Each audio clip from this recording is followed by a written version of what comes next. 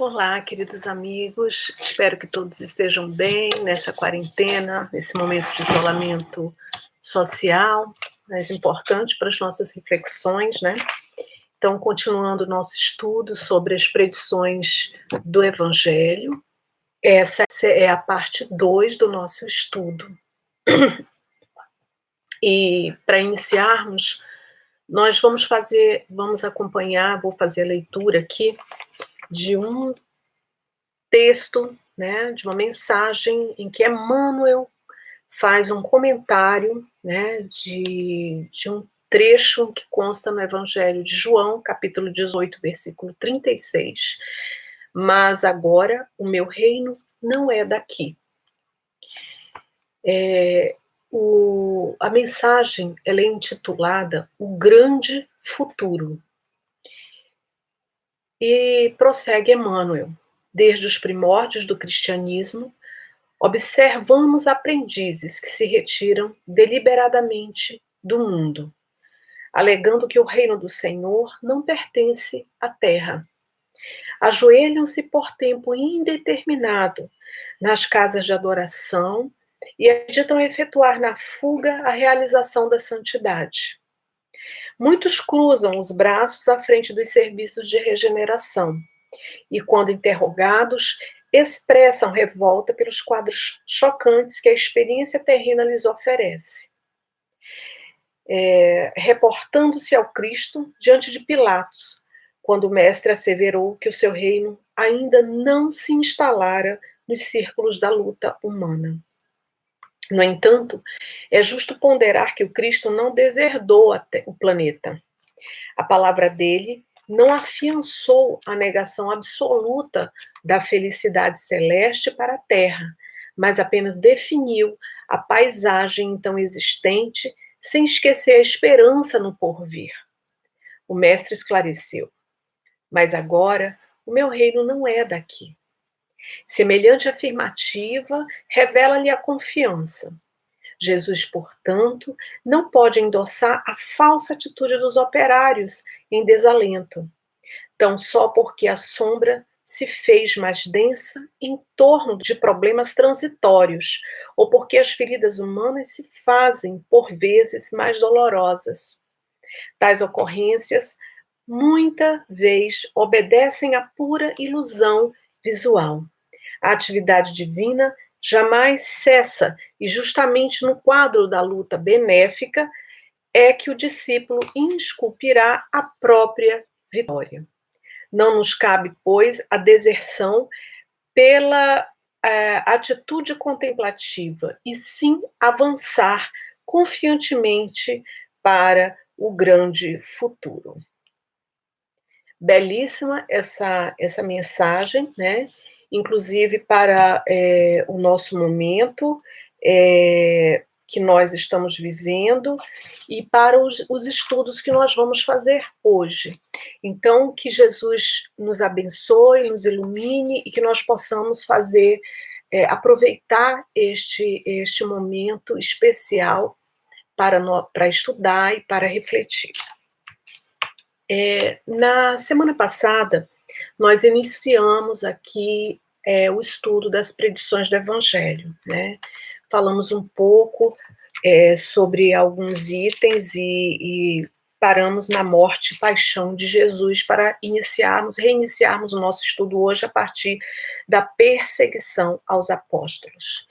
E vamos ver aqui, acompanhando a Gênese, né, que há vários registros, né, de predição a respeito da perseguição aos apóstolos. E nós sabemos que, efetivamente, essas perseguições aconteceram, e elas aconteceram, e não só naquele primeiro momento, logo após, né, a morte de Jesus, mas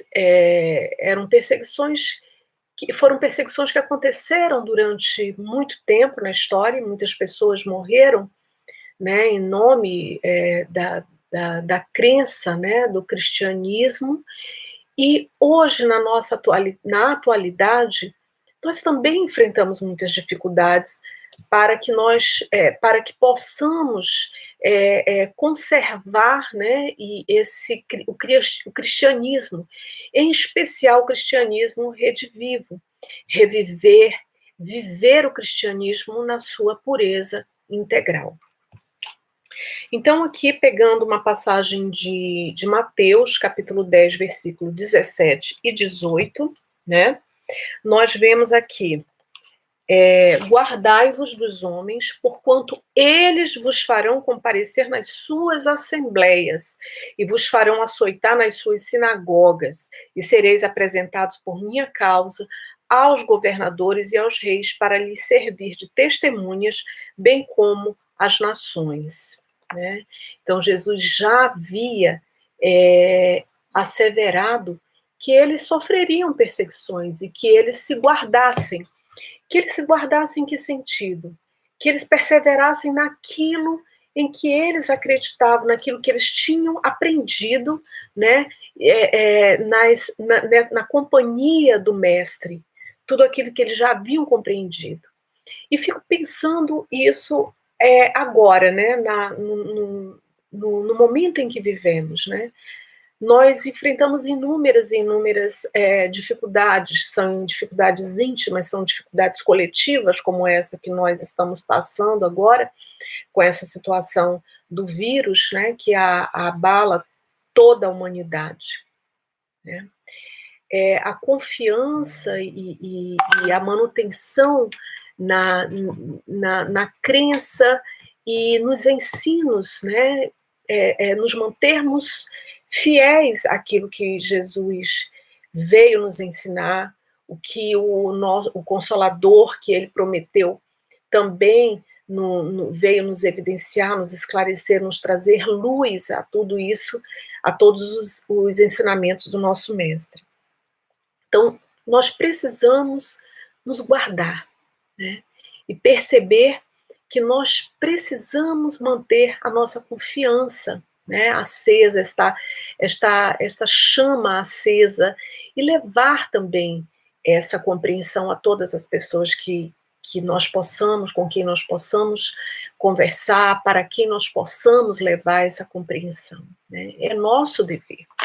Inclusive, eu trago aqui apenas rapidamente que eu acho que é extremamente adequado para esse momento, uma passagem que está nesta obra, né, a mensagem do amor imortal, em que Amélia Rodrigues, ela fala, numa mensagem em que ela nos presenteou ainda no ano de 2008, ela fala sobre sublimes testemunhos.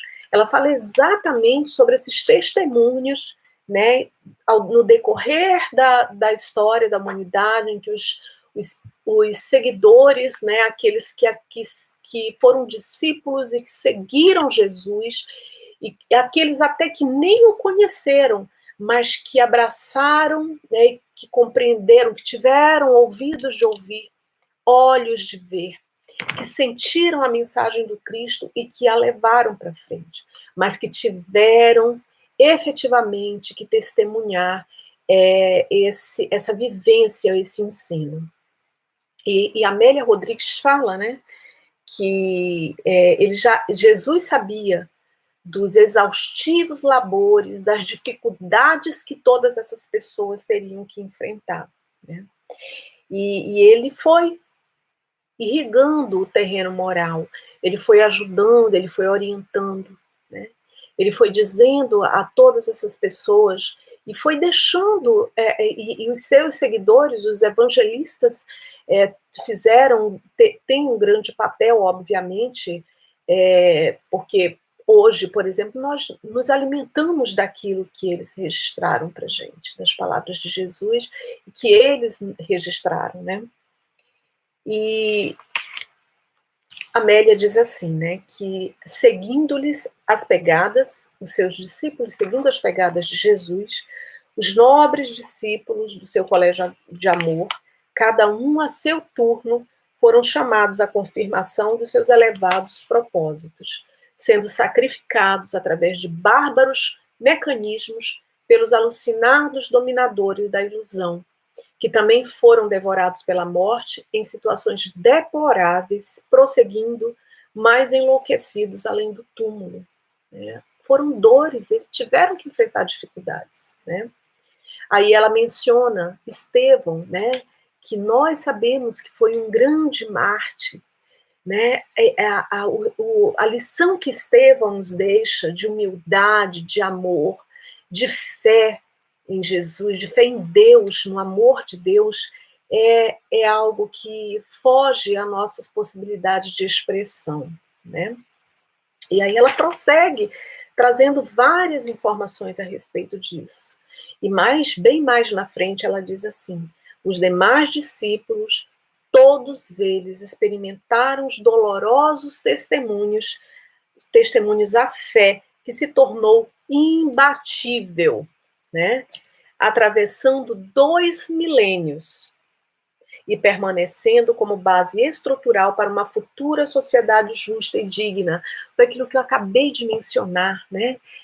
Nossa gratidão a esses discípulos, a esses seguidores de Jesus que nos deixaram esse conhecimento, que lutaram e que fizeram, consignaram na história o registro, né? Esse registro, esse conhecimento, para que nós hoje pudéssemos estar aqui conversando a respeito disso e tivéssemos também um ambiente mais seguro para falar de Jesus.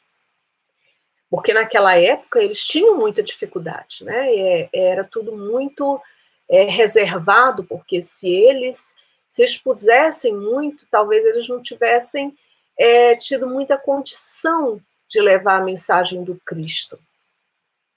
Aí ela menciona Tomé, né, que nós todos sabemos, né, conhecemos Tomé, o homem que duvidava e teve a coragem de entregar-se-lhe em totalidade. No momento em que ele acreditou, né, a entrega foi total. Morreu sob flechadas na Índia. André foi também crucificado em Patras, assim como crucificados Simeão, Zelota e Matias, não escapando Bartolomeu, igualmente pendurado numa cruz na Armênia. Aí ela fala de João, né? João evangelista, na verdade, João, ele não provou de morte bárbara, nós sabemos, ele morreu muito, muito velhinho, muito tempo depois, mas ele tinha lá a sua missão e ele cumpriu, pelo menos nós acreditamos que cumpriu fielmente a sua missão, né? E ela conta-nos, né, muitas passagens, e eu queria destacar aqui o final dessa mensagem para que nós pudéssemos encerrar esse item especificamente. De igual maneira, todos aqueles que o desejam, todos que desejam Jesus, que desejam servir Jesus, foram convocados para a disseminação do seu evangelho.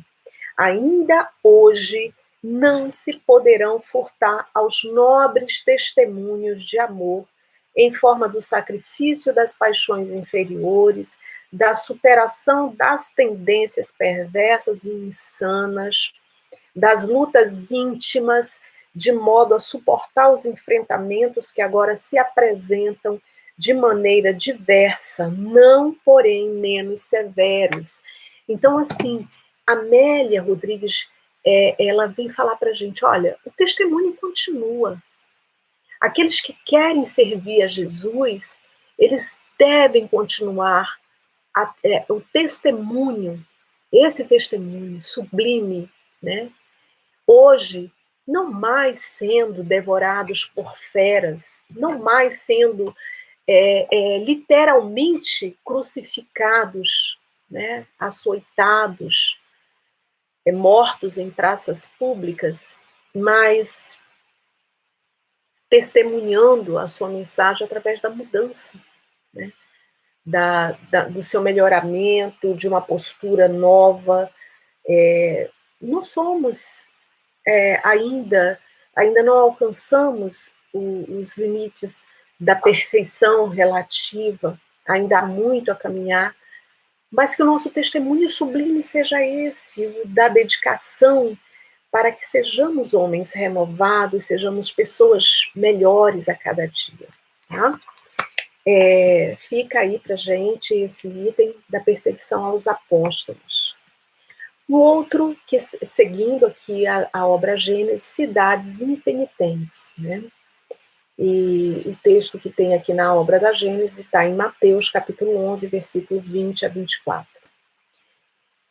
Começou então a reprochar as cidades onde fizera muitos milagres, por não terem feito penitência. Ai de ti, Corozaim, ai de ti, Betsaida, porque se os milagres que foram feitos dentro de vós tivessem sido feitos em Tiro e em Sidom, há muito tempo teriam elas feito penitência com saco e cinzas. Declaro-vos por isso que no dia do juízo, Tiro e Sidom serão tratados menos rigorosamente do que vós. E tu, Cafarnaum, elevar-te-ás sempre até o céu, sempre até ao céu, serás abaixado até ao fundo do inferno, porque se os milagres que foram feitos dentro de ti houvessem sido feitos em Sodoma, esta ainda talvez subsistisse hoje. Declaro-te por isso que no dia do julgamento o país de Sodoma será tratado menos rigorosamente do que tu. Isso está em São Mateus, capítulo 11, versículo de 20 a 24. Esta predição me faz lembrar muito a nossa tão conhecida passagem que diz: muito será cobrado daquele que muito recebeu. Né?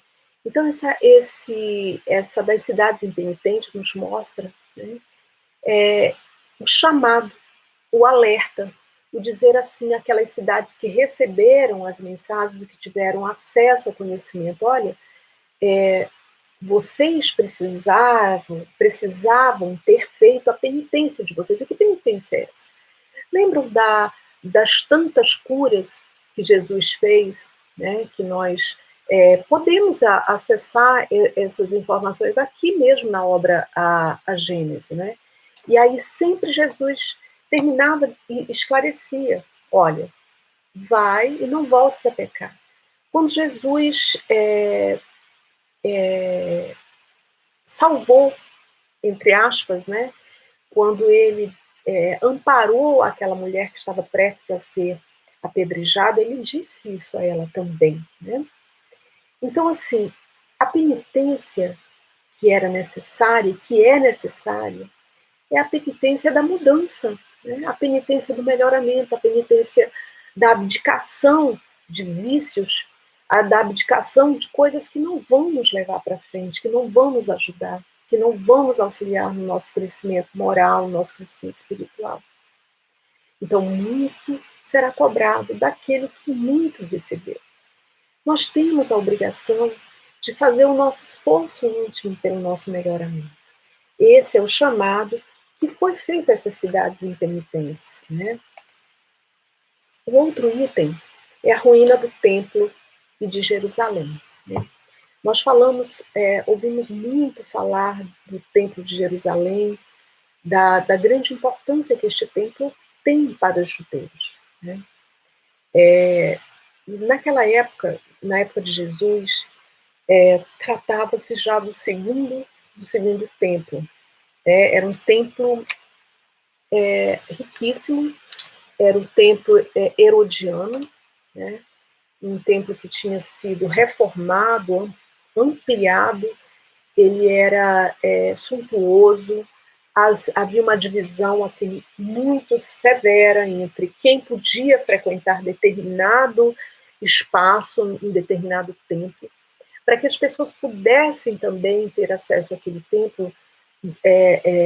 Nas imediações e na área do Templo de Jerusalém havia muitas piscinas, né? Muita água. Eles precisavam se lavar, porque este ritual de lavar, e de lavar a sua veste, de estar com uma veste limpa e de lavar seu corpo, de estar com o corpo limpo, era um sinal de que a pessoa havia se purificado. Porque, infelizmente, naquela época, nós ainda não tínhamos entendido muito bem que tipo de purificação nós tínhamos que fazer, né? A higiene física, obviamente, ela é importante. Hoje, por exemplo, na nossa atualidade que nós estamos enfrentando, nós estamos vendo o quanto que isso é importante, como isso aconteceu em várias outras épocas da humanidade. Entretanto, a purificação que Jesus veio trazer para a gente, e que ele veio trazer com mais elucidação e nos conclamar a fazer, foi a purificação do nosso íntimo, esse trabalho passo a passo que nós temos que fazer, né? E a ruína do templo, Jesus havia predito a ruína do templo, né? E, e era muito significativo, porque ele quis falar assim, olha, toda essa riqueza, toda essa beleza, né, deste templo, e todas essas divisões que vocês fazem aqui para o uso deste templo, ele um dia não terá tanta relevância. Porque um dia vocês compreenderão o que efetivamente é mais relevante, né, para todos vocês. E aí Jesus diz assim, né, que está em Mateus, capítulo 24, versículo 1 e 2. Quando Jesus saiu do templo para se ir embora, seus discípulos se acercaram dele para lhe fazerem notar a estrutura e a grandeza daquele edifício. Exatamente isso, né? Só para gente ter uma ideia como é que era o templo, né? Naquela época, né? De Herodiana, que foi o segundo templo de Jerusalém. O templo de Herodes, ele representava 12 campos de futebol profissional. Herodes mandou construir inúmeras piscinas naturais no templo, que serviu exatamente para essa purificação, para lavar as vestes. Então, assim, era um templo grandiosíssimo, né? A arqueologia tem feito inúmeros estudos a respeito deste templo, né, a importância desse templo de Jerusalém para os judeus, né? Nós sabemos que existe, né, a questão do Muro das Lamentações.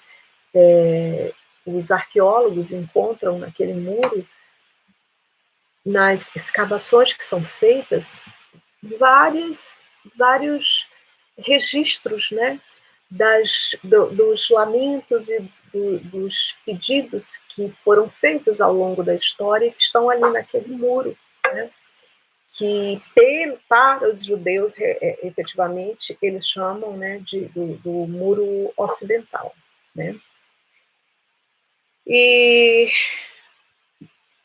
vamos lá.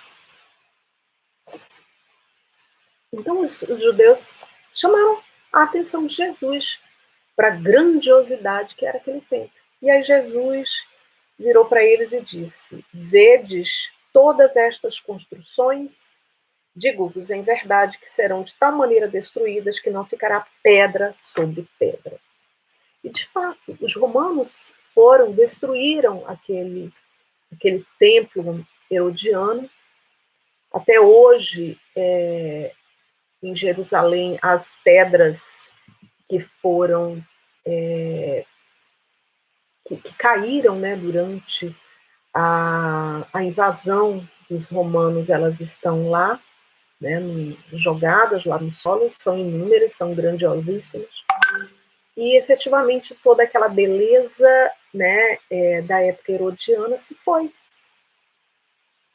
E Jesus, que ele quis nos deixar assinalado o que é o mais importante de tudo isso? O que deve ficar? O que fica, o que não cai, o que não é desabado é a nossa estrutura moral edificada, né? Isso é que nós temos que, é por isso que nós temos efetivamente que zelar. Então vamos lá.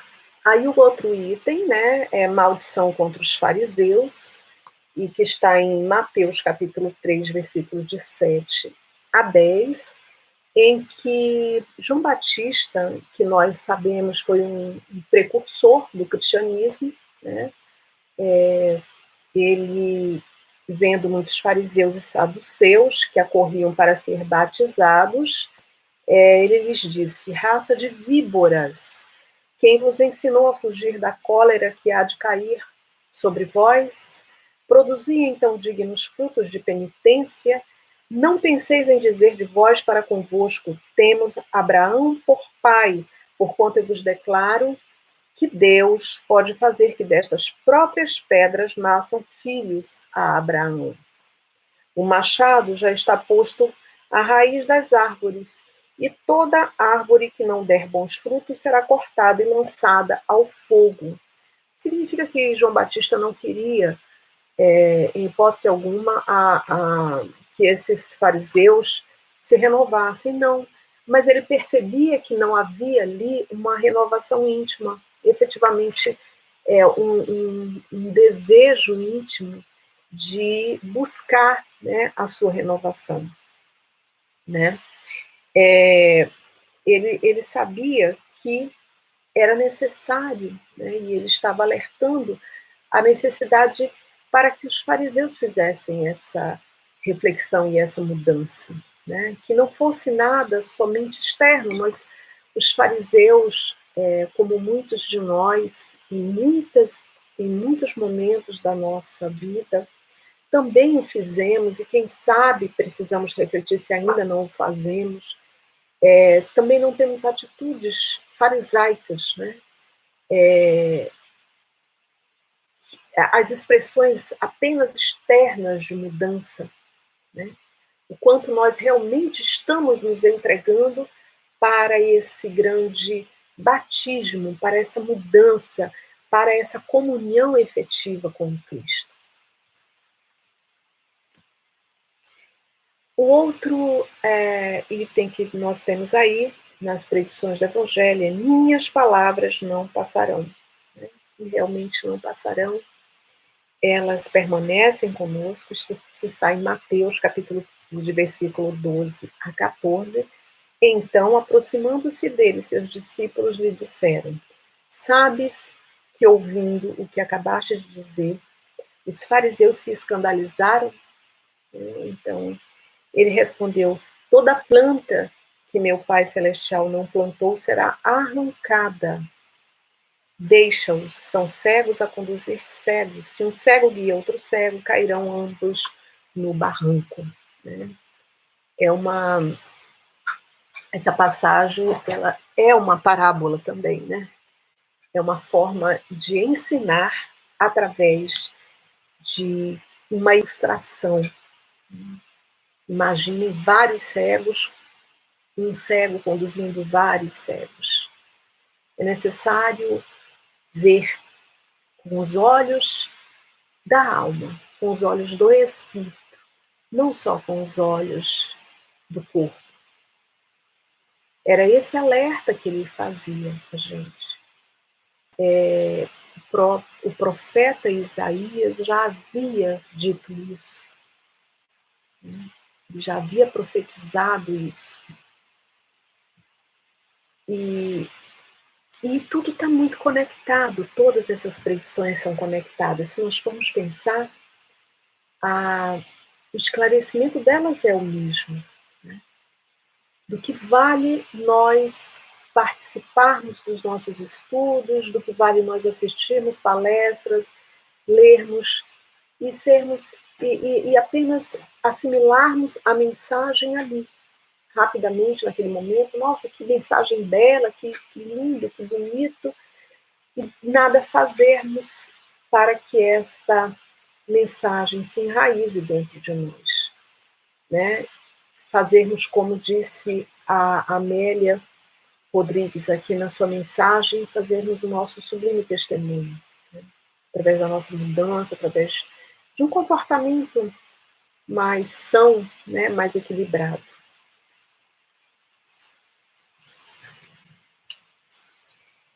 O outro item que tem aqui, nas tradições do Evangelho, é a pedra angular, né?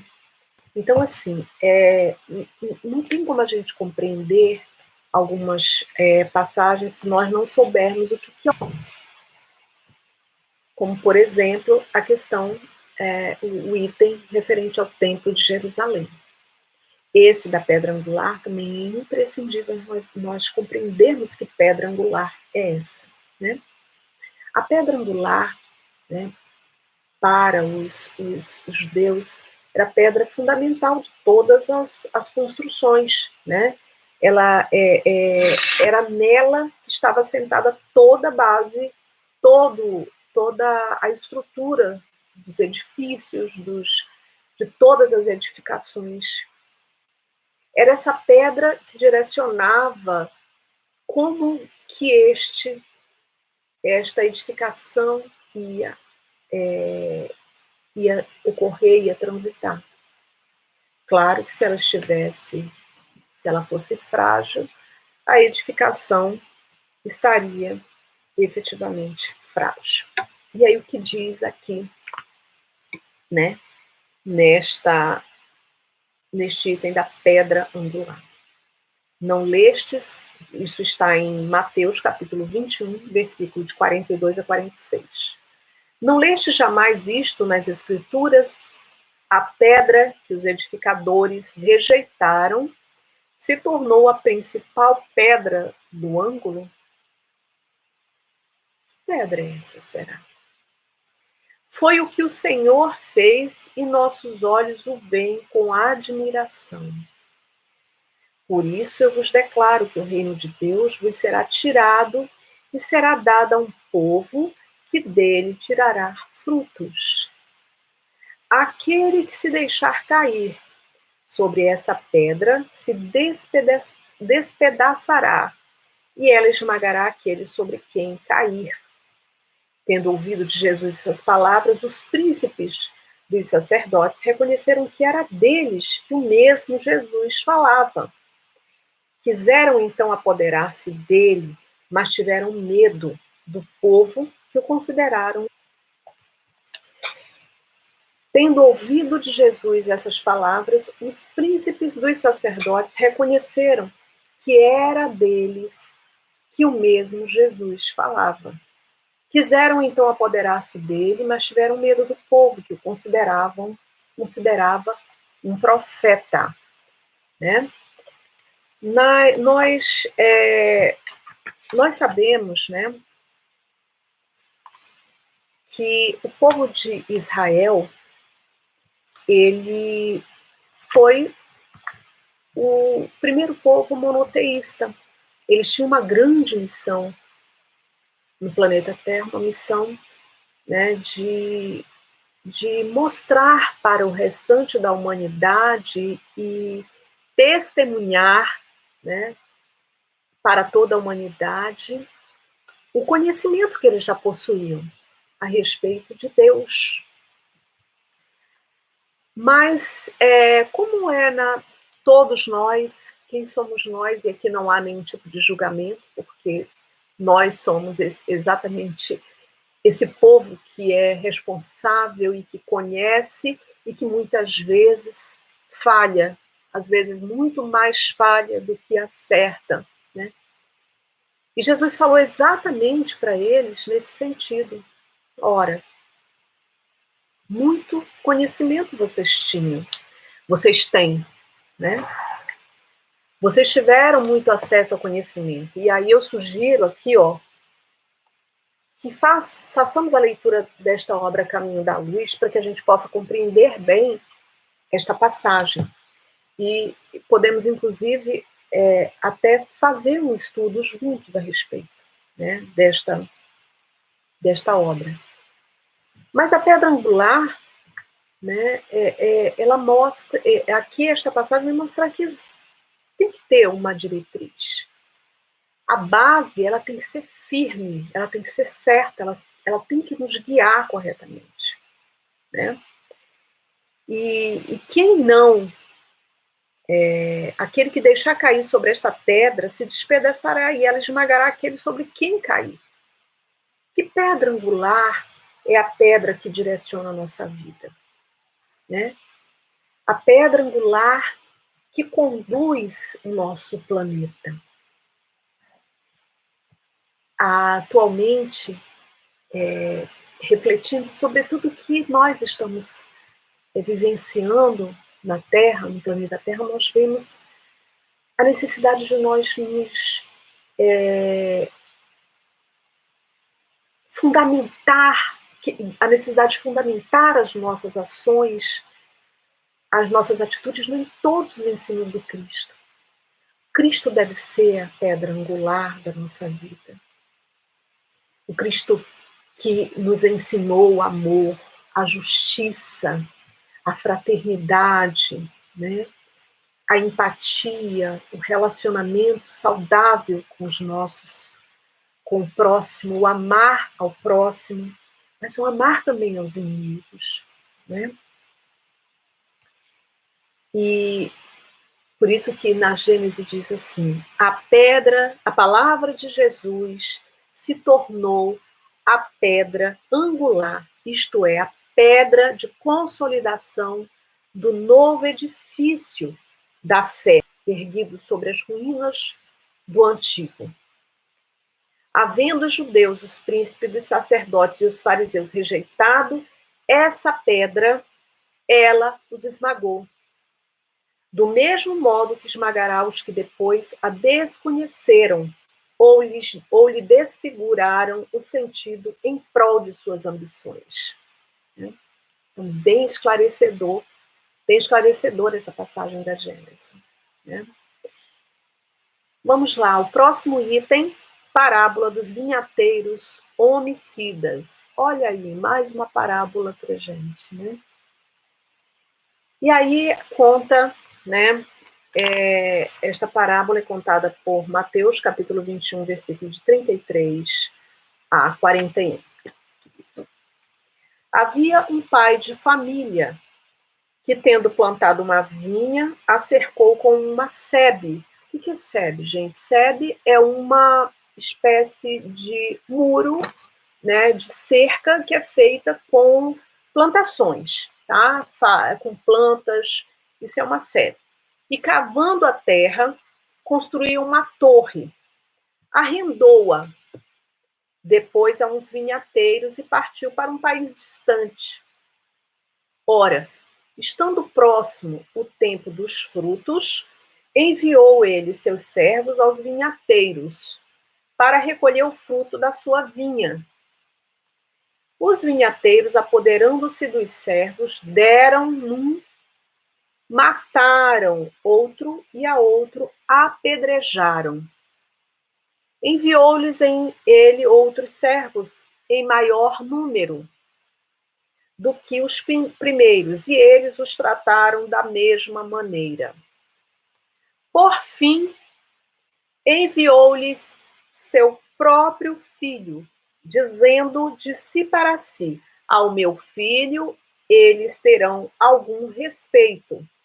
Mas os vinhateiros, ao verem o filho, disseram entre si: aqui está o herdeiro, vinde, matemo-lo e ficaremos donos da sua herança. E com isso pegaram dele, lançaram-no fora da vinha e o mataram. Quando o dono da vinha vier, como tratará esses vinhateiros? Responderam-lhe: fará que pereçam miseravelmente esses malvados, e arrendará a vinha a outros vinhateiros que se entreguem aos frutos na estação própria. Vejamos o que Kardec comenta aqui na Gênese. Aí ele destaca quem são os personagens dessa parábola. O pai de família, quem é? É Deus. A vinha que ele plantou é o quê? É a lei que ele estabeleceu. Os vinhateiros a quem arrendou a vinha são quem? Os homens. Que homens esses? Que devem ensinar e praticar a lei. É o compromisso que nós temos de, conhecendo a lei, transmiti-la, especialmente através das nossas ações. Os servos que enviou aos arrendatários são quem? São os profetas que estes últimos massacraram. Seu filho, enviado por último, quem é? Jesus, a quem eles igualmente eliminaram. Como tratará o Senhor e seus mandatários prevaricadores da lei? Tratá-los-á como seus enviados foram por eles tratados, e chamará outros arrendatários que lhes prestem melhores contas de sua propriedade e do proceder do seu rebanho. Jesus, através desta parábola, fez uma petição. Ele sabia o que se passava no coração, né, de todas as pessoas, como ele sabe o que se passa nos nossos corações. É emocionante pensar isso, que Jesus me conhece, que Jesus sabe o que se passa no meu coração, que Jesus sabe o que efetivamente, quem eu sou. Ele me conhece pelo nome, ele te conhece pelo nome.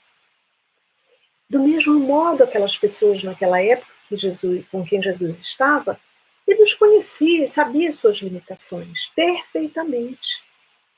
E aí ele conta esta parábola para dizer que aquele povo, né, com quem ele estava, tinha uma grande missão, um grande compromisso com a humanidade. Mas não souberam cuidar daquilo que foi entregue em suas mãos. E ao invés de bem zelar por aquilo e de receber bem os profetas e de receber bem o filho do dono da vinha, né, que era Jesus, eles os massacraram, eles o mataram, eles os desrespeitaram. Mas esta vinha, este senhor da vinha, ele continua entregando para todos nós essa grande missão, a missão de cuidar desta vinha, a missão de propagar, a missão de se renovar. E fica para a gente esta mensagem, né? Mais uma vez, esse chamado para que nós possamos estar juntos cultivando aí, né? Esta vinha, que a gente possa aproveitar bem esta grande oportunidade que nós temos, né, de vivenciar os ensinos de Jesus, de fazer essa mudança, essa melhoria e de levar essa bela mensagem a todas as pessoas que nós conhecemos, mas especialmente através do fazer, especialmente através das nossas atitudes. Continuaremos na próxima semana, né, as ricas instruções que Jesus nos deixou. Que Jesus nos abençoe e que nós tenhamos luz e entendimento para que possamos compreender aquilo que Ele nos fala em todos os momentos. Que efetivamente em nossos corações, os nossos corações possam ser campos em que a mensagem dele possa frutificar. E que nós possamos trabalhar dia a dia as nossas dificuldades íntimas, buscando o nosso melhoramento. Jesus nos abençoe e permaneça conosco hoje e sempre, que assim seja.